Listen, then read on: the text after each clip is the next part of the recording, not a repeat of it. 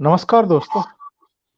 पिछले 10 दिन से पंजाब, हरियाणा के कुछ कुछ वेस्ट यूपी के, कुछ दूसरे राज्यों के किसान दिल्ली में डेरा डाले हुए हैं। कोरोना वायरस का फैलाव अभी भी जारी है। कड़ाके की ठंड शुरू हो चुकी है उत्तर भारत में। धरना स्थल पर बच्चे भी हैं, बुजुर्ग भी हैं, बाकी लोग तो हैं ही। सरकार से वार्ता के 5 दौर खत्म हो चुके हैं। आज 5वां दौर था। 8 दिसंबर को भारत बंद का ऐलान किया गया है, लेकिन अगली बातचीत 9 दिसंबर को होगी। कई सवाल उठ रहे हैं इस आंदोलन को लेकर के, इसके मुद्दों को लेकर के और तौर तरीकों को लेकर के भी। सरकार का कहना है कि जो 3 कानून बनाए गए हैं खेती किसानों से रिलेटेड, उनमें कुछ भी किसान विरोधी नहीं है, बल्कि वो किसानों के लिए और विकल्प दे रहे हैं कि वो अपनी उपज अच्छे दामों पर बेच सकते हैं। मंडी समितियों के बाहर भी बेच सकते हैं जहां उनको अच्छे दाम मिले। लेकिन दूसरा पक्ष ये कहता है कि जो आंदोलनकारी हैं वो मंडी माफियाओं के इशारे पर इस तरह के आंदोलन छेड़ रहे हैं। सच्चाई क्या है ये तो शायद बाद में निकल करके आए, शायद नहीं भी आए निकल करके। पर सरकार सतत बातचीत करने के लिए तैयार है, इसके संकेत भी दे रही है, और शांतिपूर्ण प्रदर्शन के लिए, धरने के लिए उनकी सराहना भी कर रही है। लेकिन उसमें कुछ तत्व ऐसे हैं जो लगातार भड़काने की कोशिश कर रहे हैं। कुछ विदेशी ताकतों ने भी कुछ बयान दिए हैं, और कुछ ऐसे लोगों के बयान भी शुरू हो गए हैं जो इस पूरे मामले को सियासी मोड़ देना चाहते हैं। लेकिन यहाँ मुद्दा दूसरा है।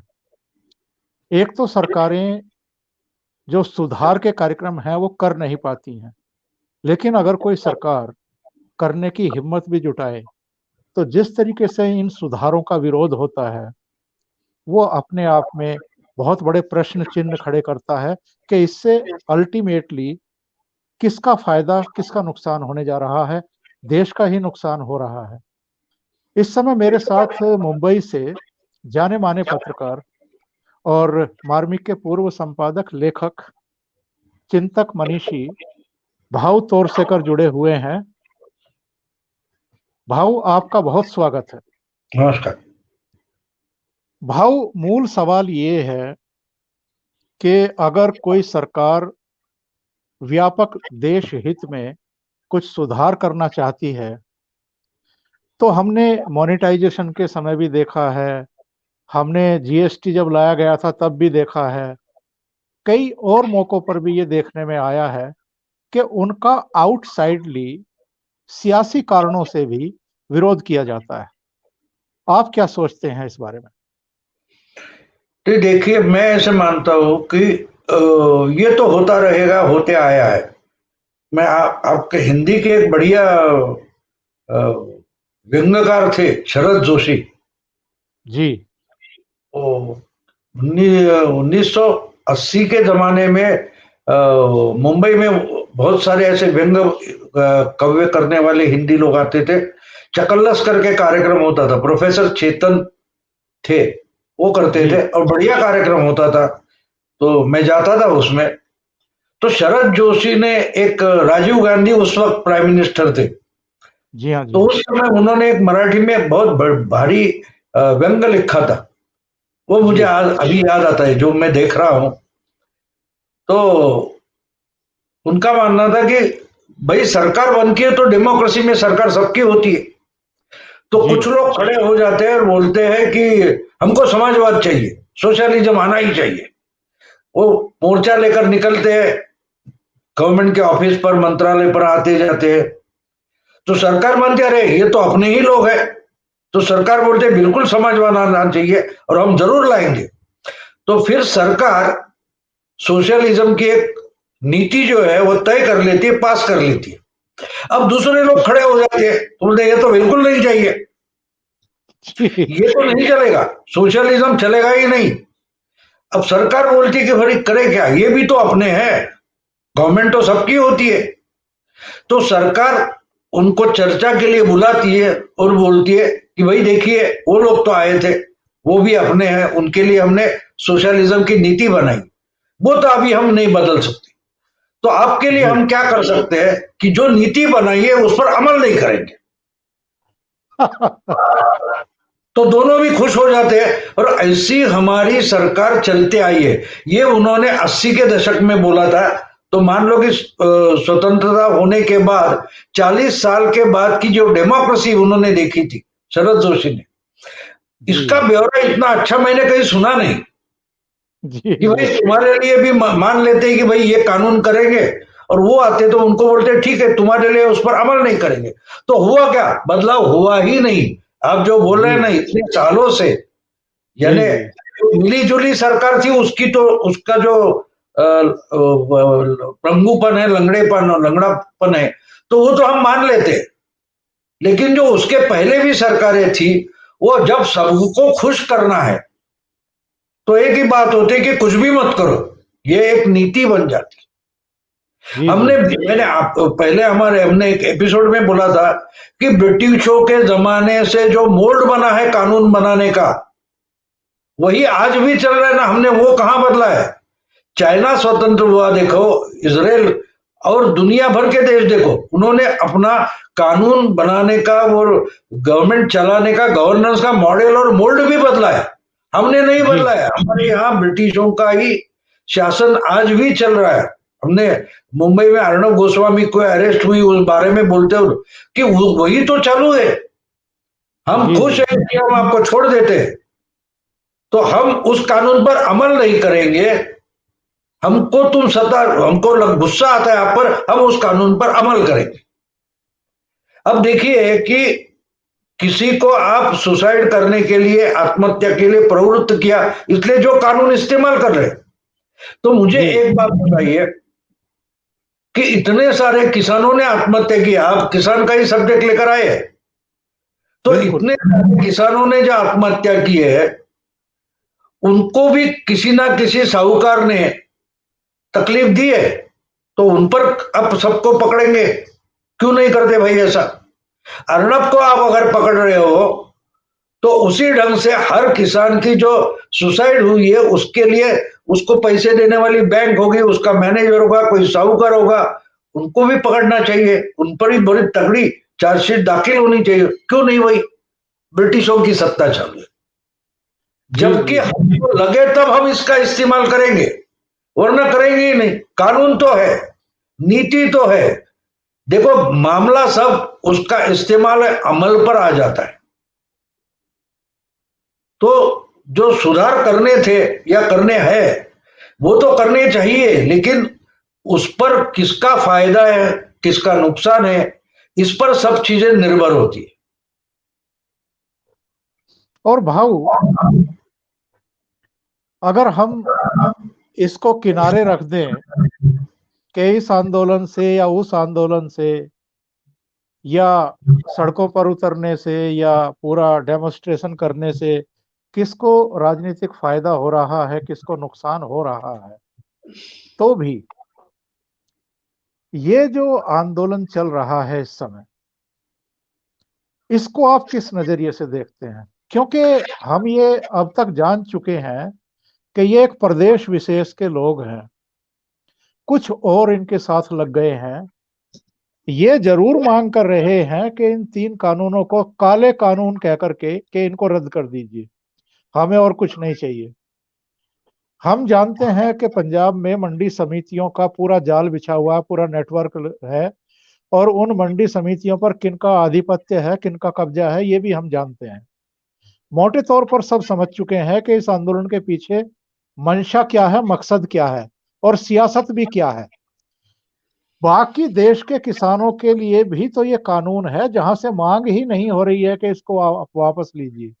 तो क्या एक डेढ़ राज्य की मांग पर या 2-3 राज्यों की मांग पर किसी केंद्रीय कानून को इस तरीके से वापस लिया जा सकता है या लिया जाना चाहिए?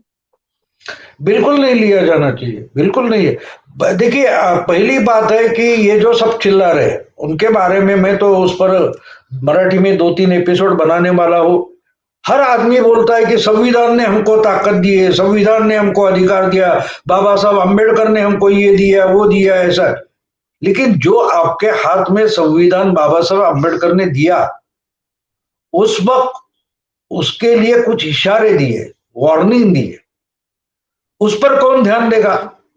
बाबा साहब अम्बेडकर ने नवंबर 1949 में जब ये संविधान सम्मत हुआ था और तय हुआ था कि भाई 26 जनवरी से 50 से ये अमल में आएगा, तब भाषण करते वक्त बाबा साहब ने बोला था, अब हमें ये आंदोलन की भाषा और कृतियां छोड़नी चाहिए, क्योंकि हम अपनी सरकार बनाने वाले हैं।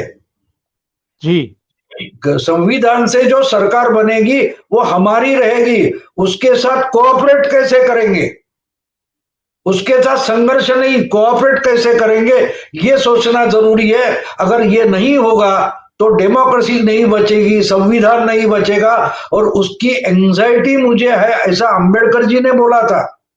जी जी जी ये जो सब अंबेडकर अंबेडकर अंबेडकर बोलते हैं ना, संविधान संविधान संविधान, ये तो अंबेडकर समझ ही नहीं पाए, और या तो समझे है फिर भी उसकी सच्चाई नहीं बयान करना चाहते। आंदोलन के खिलाफ थे बाबा साहेब अंबेडकर कि अब हमारी सरकार आई है, अगर हम उससे कोऑपरेट नहीं करेंगे, हमें चाहिए जैसी सरकार अगर बनाएंगे नहीं, तो हम ये तोड़ मोड़ कर जो सरकार बनाती है, यो बाबा साहेब अंबेडकर को एक्सपेक्टेड ही नहीं था। संविधान के जरिए अगर बदलाव आना है तो हमको पहली बात आंदोलन छोड़ देना चाहिए, गवर्नमेंट के साथ कोऑपरेट करना चाहिए, और गवर्नमेंट ऐसी बनानी चाहिए कि जो हमें रिप्रेजेंट करे। शायद हम में से कुछ पार्टी ऐसी बनेगी कि जो जयचंद राठौड़ जैसे किसी को इनवाइट करेंगे कि हम पर हमला करो, हमको फिर गुलाम बनाओ। जी इस ढंग से भी कुछ, ये उनके शब्द है, मेरे नहीं है।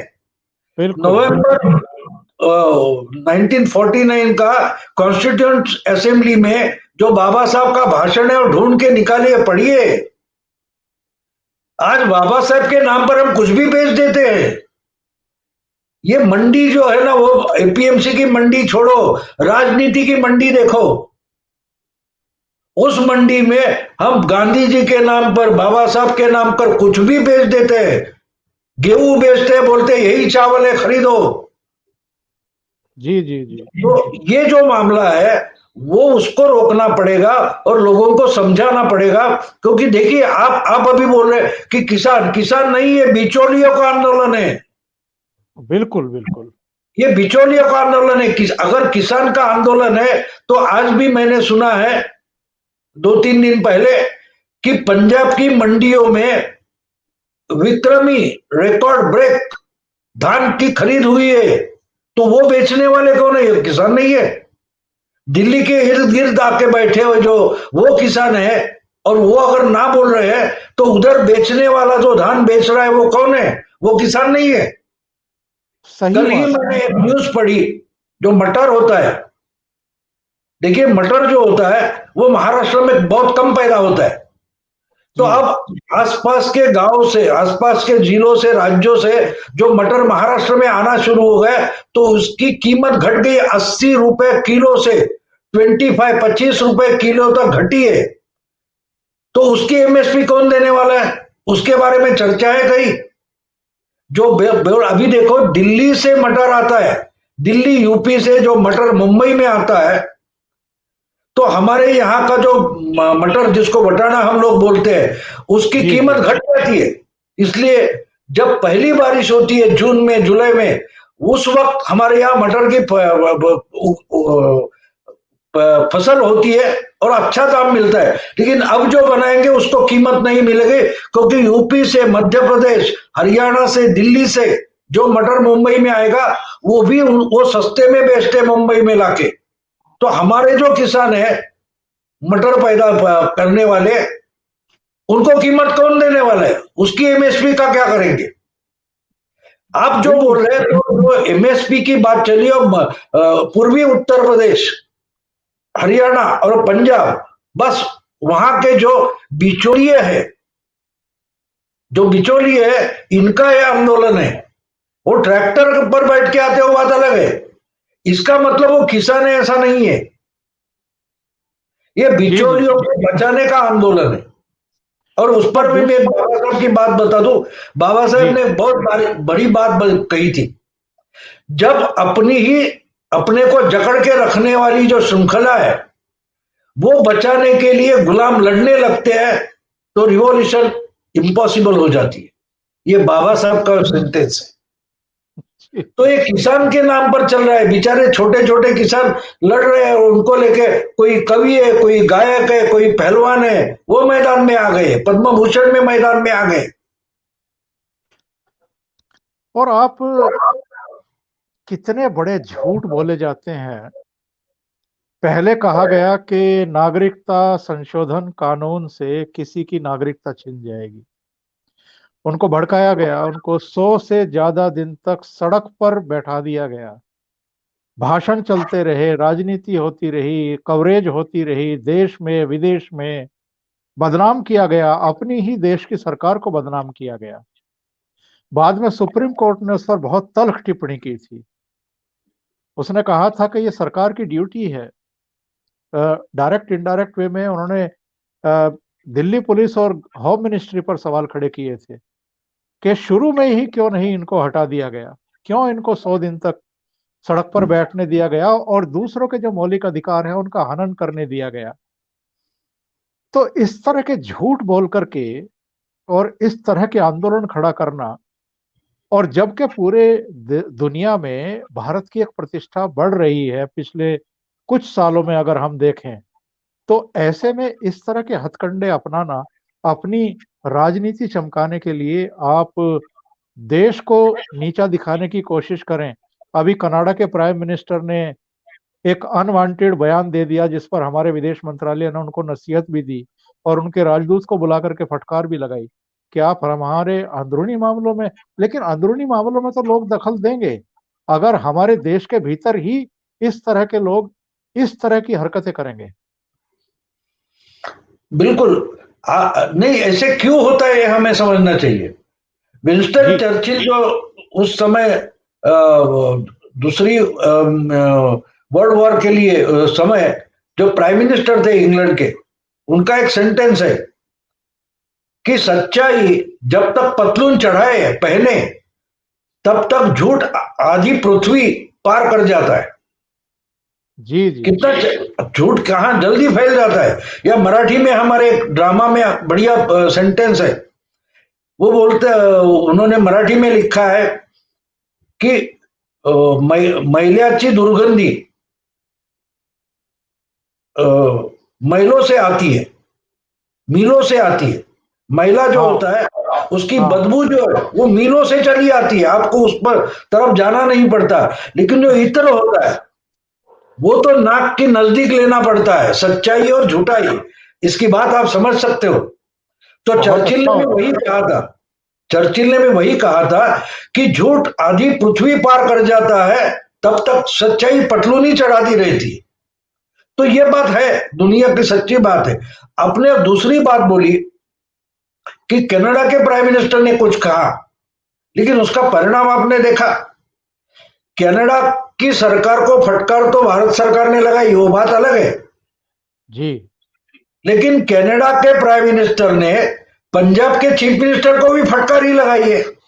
वो दौड़ते चले आए दिल्ली में अमित शाह को मिलने। क्यों भाई, आप तो चिल्ला चिल्ला कर किसानों का आंदोलन का अधिकार बता रहे थे, जी तो वही अमरिंदर सिंह कनाडा के प्राइम मिनिस्टर जो कुछ बोले उसके बाद दौड़ते दौड़ते दिल्ली क्यों पहुंच गए।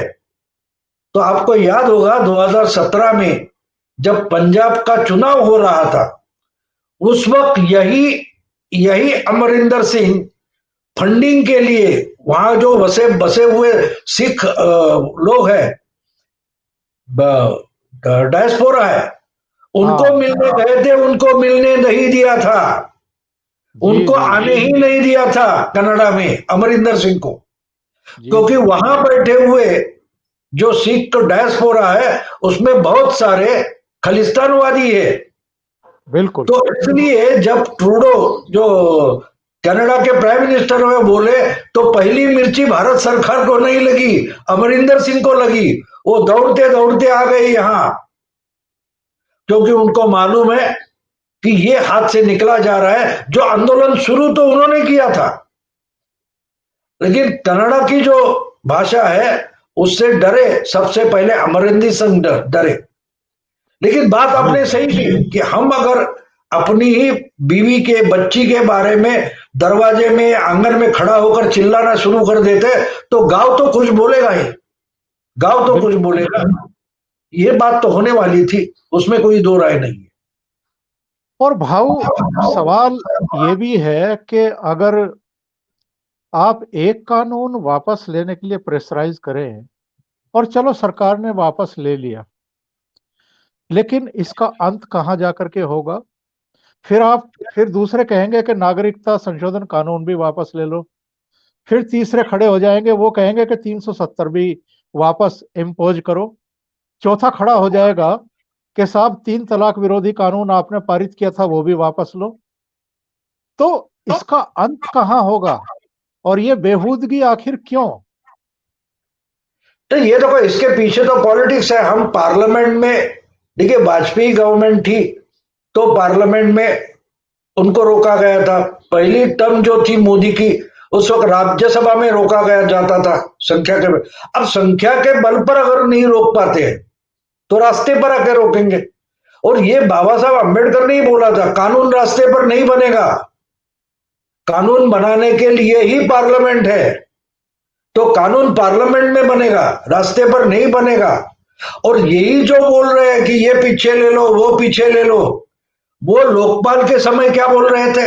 यही कपिल सिब्बल है कांग्रेस के, यही चिदम्बरम है। वो बोले थे कानून तो रास्ते पर नहीं हो सकता, वो तो पार्लियामेंट ही बनेगा, पार्लियामेंट में बनेगा।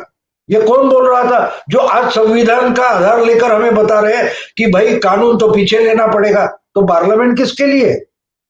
पार्लियामेंट किसके लिए? आप देखिए, एक बात है कि अब मेरी नातिन आ गई है तो मैं उसको, बच्ची को समझना चाहता हूं। अभी वो 4 महीने की है, तो जो उस ढंग से वो दुनिया समझना चाहती है, मैं उस ढंग से उसको समझना चाहता हूं। तो हमें ये लोग ये कैसे बर्ताव करते हैं वो समझना पड़ेगा। ये बोलते हैं कि कानून, पार्लियामेंट्री सिस्टम है, डेमोक्रेसी है, इसीलिए तो हम डेमोक्रेसी नहीं मानते।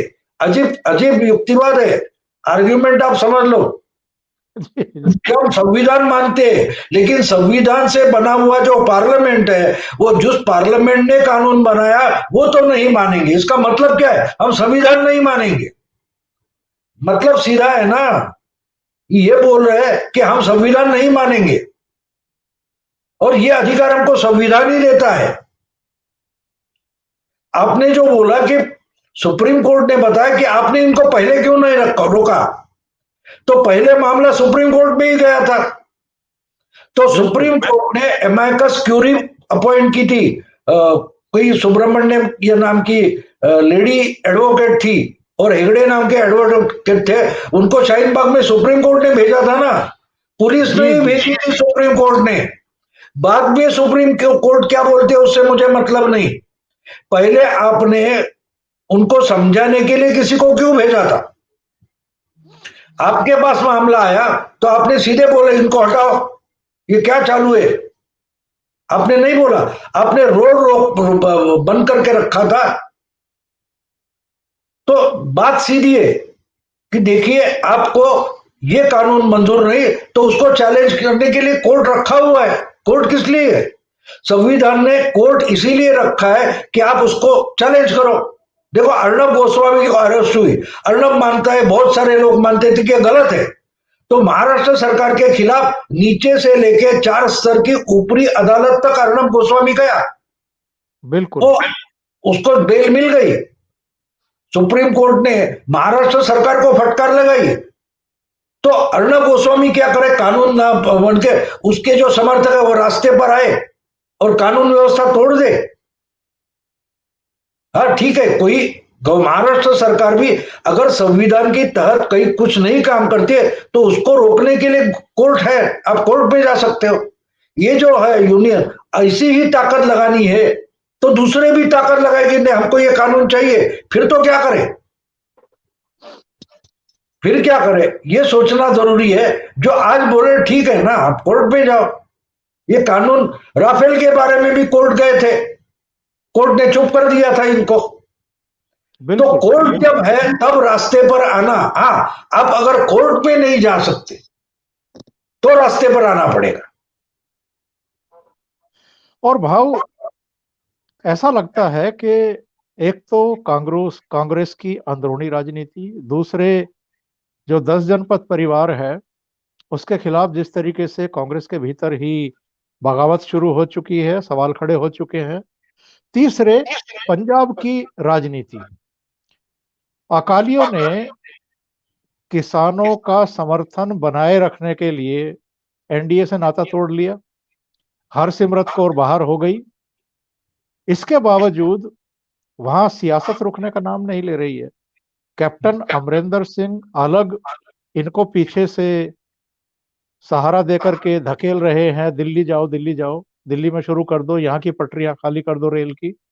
अकाली दल अपने हिसाब से लगे हुए हैं, कुछ दूसरे संगठन भी लगे हुए हैं। आम आदमी पार्टी जो पिछले लोकसभा चुनाव में 2014 में 4 सीटें ले आई थी, वो भी यहाँ पर जो सिख जट किसानों के नाम पर आए हैं उनकी आओ भगत में लगी हुई है। तो पूरे तरीके से पंजाब की जो अंदरूनी सियासत है वो इस पूरे आंदोलन पर हावी दिखाई दे रही है। और कांग्रेस इसलिए इसको तूल दे रही है पीछे से, ताकि जो पार्टी के भीतर की कलह है और जो तमाम तरह की विफलताएं हैं उसके लिए नेतृत्व को जिम्मेदार ना ठहराया जाए, बल्कि इसको आगे बढ़ाओ ताकि इस पर ध्यान इस समय फोकस हो जाए और जो अंदरूनी लड़ाई है उससे लोगों का ध्यान डाइवर्ट कर दिया जाए। नहीं, बिल्कुल सब पार्टियां, कांग्रेस हो, अकाली हो या आम आदमी पार्टी हो, ये तीनों अपने ही जाल में फंसते जा रहे हैं। अब देखिए कि पंजाब में अपनी जो कुछ है हैसियत, वो रखने के लिए केजरीवाल को तो इनका समर्थन करना था, जी क्योंकि वो तो अपोजिशन पार्टी उनकी है ना, रिकॉग्नाइज अपोजिशन पार्टी। अकाली तो है नहीं, तीसरे नंबर पर है, तो वो रखने के लिए। लेकिन जब वो उठकर दिल्ली में आए तब तक केजरीवाल उनके समर्थन में थे, लेकिन जब दिल्ली की पूरी नाकाबंदी होने लगी तब ये चिंता में आ गए। तब तक जी इन्होंने उसका समर्थन किया था। अमरिंदर सिंह जोरों से समर्थन करते थे, लेकिन जब कनाडा उसके सामने उसके साथ खड़ा हो गया और पूछने लगा, तब इनको खलास्तानियों का डर सताने लगा। अकाली तो अपने ही जाल में फंसे हुए हैं। तो मोदी और शाह की राजनीति एक है, वो बोलते तुमको जितना लड़ना है और लड़ो। हाँ, तुम इस रेखा से आगे नहीं, लक्ष्मण रेखा से आगे नहीं बढ़े हो, उधर से जितनी तलवार घुमानी है घुमाओ, मुझे तो कुछ ना खून आएगा ना जख्म होगी। जी तब तक और तलवार घुमाते घुमाते ही थक जाते, उसके बाद अमित शाह या मोदी एक्शन में आ जाते, क्योंकि आप लड़ने की पोजीशन में नहीं रहते। ठंडा करके पियो। मोदी शाह की राजनीति ये लोग समझ नहीं, मुझे दया आती है इन पर, ये समझते क्यों नहीं। देखिए अब चर्चा का दौर 5वां दौर नहीं और 15वां दौर भी होगा, चिंता मत करो। आंदोलन सस्टेन करना जो होता है वो बहुत, देखिए एक आंदोलन हम जब शुरू करेंगे तब ये कहां तक ले जा सकते हैं वो पहले से तय करना पड़ता है। नाटक हम लगाते हैं तो हमको नाटक जो थिएटर होता है वो हमको 3 घंटे 4 घंटे भाड़े से मिलता है, तो हमको जी तय करना है कि भाई उसका सेट लगाना है, फिर शुरू करना है, फिर खत्म करना है, वो सेट निकालना है।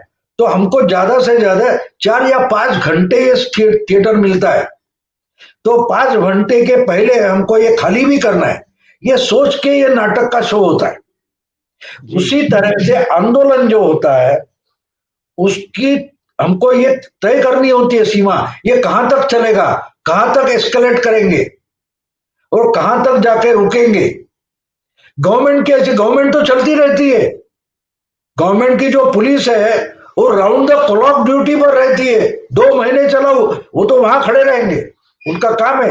अब देखिए लॉकडाउन या कोरोना के मामले में जो बंदोबस्त रखा है, तो पुलिस 8 महीने से 9 महीने से खड़ी है, क्योंकि सही। वो पगार मिलती है उसकी। आंदोलन जो होता है उसको पगार नहीं मिलती, उसको जाकर रोजी रोटी रोज की कमानी भी है।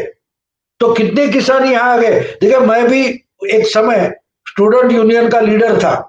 मैं बोल रहा हूँ जी आपको, वो 70 के जमाने की बात है। हमारे यहाँ एक वेटरनरी कॉलेज था मुंबई में, अब भी है। जी तो उसका आंदोलन हम चला रहे थे। तो असल में वहां के जो स्टूडेंट थे वो 95% आउटसाइड मुंबई के थे।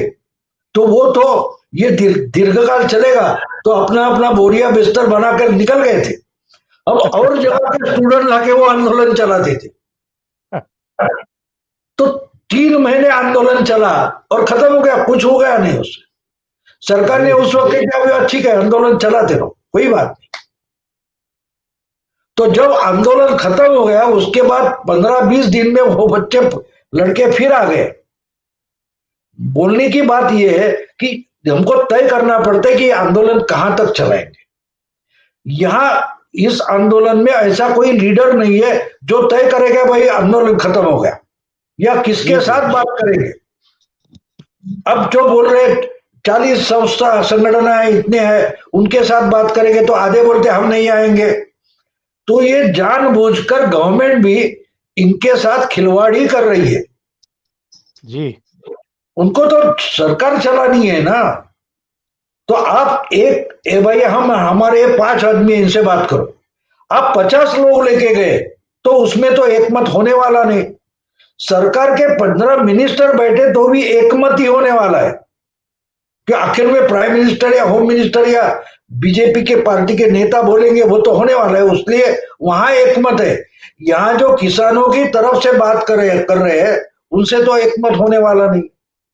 जी जी और इस ढंग से ये तो महाराष्ट्र में भी बहुत बार हुआ है। 3 बार देवेंद्र फडणवीस ने बोले आ गए बात करेंगे, और नासिक से निकला और इगतपुरी का घाट क्रॉस करते करते पीछे भी निकल गया था वो किसान आंदोलन। तो ये चलता रहता है। हम देखिए 50 साल की पत्रकारिता में ऐसे बहुत सारे आंदोलन मैंने देखे हैं।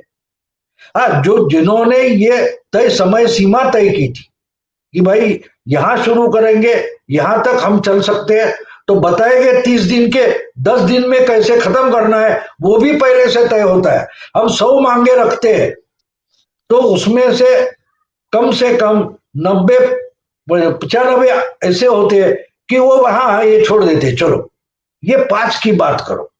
ये तो पांच ही मांगे लेकर खड़े हुए, बोलते सबकी सब मंजूर होगी, नहीं होगी, नहीं होगी। क्योंकि आंदोलन का इतिहास आप बापू महात्मा गांधी से लेकर देखो तो सब मांगे किसी की भी जमाना ब्रिटिशों का हो या स्वतंत्र भारत का हो, किसी की भी पूरी की पूरी मांगे मान ली गई और आंदोलन खत्म हुआ, ऐसा हुआ नहीं है। तो भाव इसका होगा क्या? मैंने हमारे पहले के एपिसोड में मैं बताया कि इसका तो शाहीन बाग आंदोलन हो जाएगा। ये जी शाहीन बाग की तरफ चल रहे। अब कल ही किसी ने ये दिल्ली की नाकाबंदी इसके लिए हाईकोर्ट में गया है। सुप्रीम दूसरा कोर्ट कोई में। कह रहा हो कि हमको कोरोना क्यों दे रहे हो भाई, हमको कोरोना क्यों दे रहे हो, हमको कोरोना से रोको, गवर्नमेंट नहीं रोकती है तो कम से कम कोर्ट ने रोकना चाहिए। तो कोर्ट बोलेगी कि भाई इनको रोको, निकाल दो इनसे, जी जबरदस्ती जी करके निकाल दो, सख्ती से निकाल दो। तो गवर्नमेंट क्या बोलेगी, ये तो कोर्ट ने बोला है, हमको तो नहीं रोकना था। लेकिन अब क्या करें, सुप्रीम कोर्ट बोलिए, हाई कोर्ट बोलिए, तो हमको तो कार्य करना पड़ेगा। हमको तो और बातें करनी है, हमको तो और 3 महीने बातें करनी है। लेकिन क्या करें, कोर्ट नहीं बोलती तो हम क्या कर सकते हैं। कोर्ट ने डायरेक्टली पुलिस को बोल दिया, अब पुलिस एक्शन में आएगी, आर्मी रैपिड एक्शन फोर्स यहां तक चलेगी, ऐसा मेरा मानना है। बहुत बहुत धन्यवाद भाऊ तोरसेकर जी, आप जुड़े और आपने बहुत विस्तार से और बहुत अच्छे तरीके से इस तरह के आंदोलनों की पृष्ठभूमि भी समझाई और नहीं, इसका भी मैं क्या भी आंदोलन में रहा हूं, इसलिए मैं एक्सप्लेन कर सकता हूं। मैं एक्टिविस्ट था शुरू में, बाद में पत्रकार बना। तो देखिए जी। वहां उस जमाने में जवान थे तो गर्म होते थे, लेकिन आहिस्ता आहिस्ता करके समझ आती है कि जी जी। देखिए क्या होता है कि आप शादी करते, हनीमून करते, तो आपको लगता है कि दुनिया में पहला मैं हूं।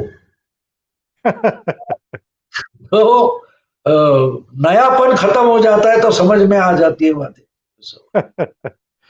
भाऊ बहुत धन्यवाद आपका, बहुत धन्यवाद। नमस्कार।